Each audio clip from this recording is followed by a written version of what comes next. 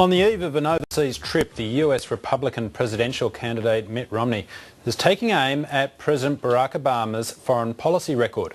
Mr. Romney says President Obama will cut defence spending by $1 trillion and promised not to let that happen if he becomes president.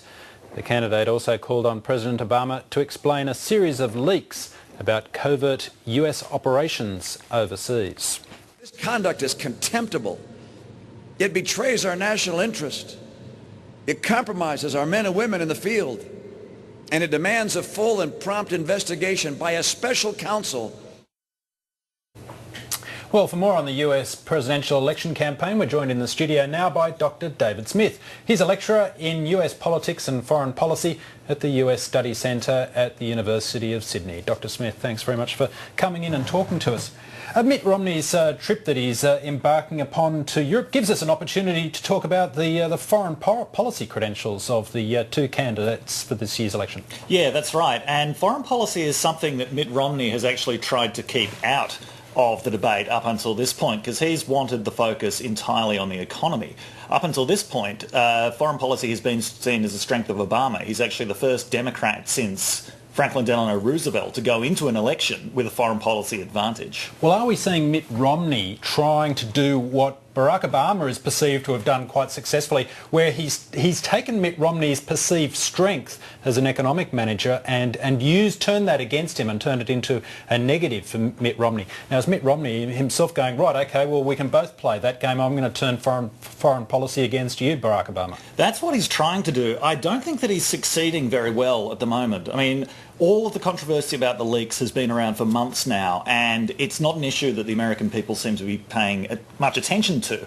The stuff about the defence spending is interesting because Obama has actually put defence spending on the table, cutting defence spending as a way of reducing the deficit, which is something that no Republican will even broach at all. So by attacking him on those grounds, Romney's basically appealing to his own base. But I think that cutting defence spending is actually an increasingly popular position for independents, and it certainly is for Democrats. So I don't know if Romney's actually going to score any points here. And in an election year like this, when the US is scaling down its military presence in places like Afghanistan, it's a hard sell to say, well, we should continue to pump as much money into the military. That's right. Increasingly, people don't know what the point of the Afghanistan intervention is anymore.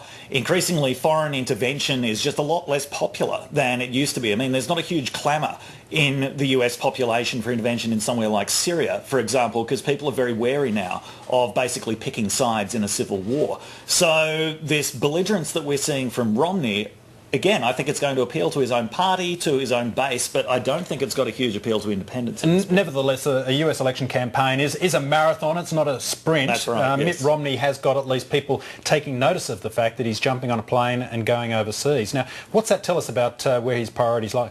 Well, he's trying to get some attention onto himself.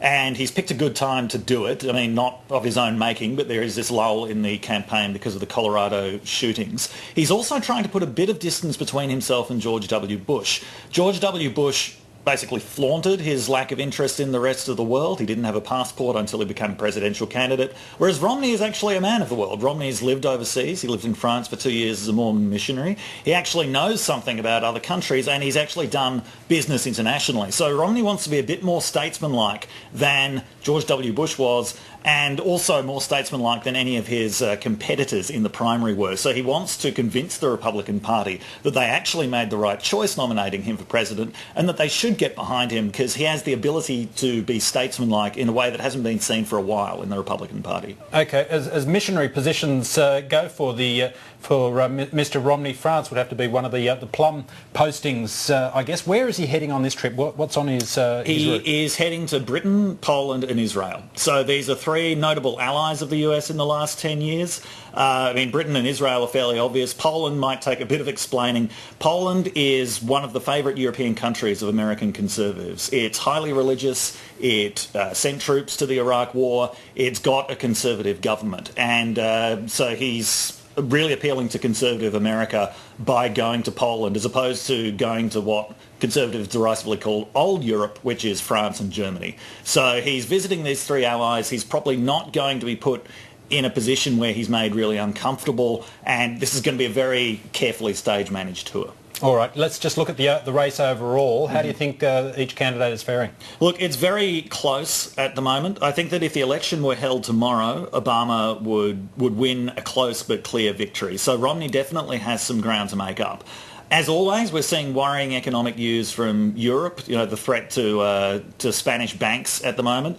If anything like that leads to a double-dip recession, then Romney could easily move into a victorious position where he'd be very hard to beat. Okay, Dr. David Smith from the US Study Centre, thanks very much for coming in and talking to Afternoon Live. My pleasure.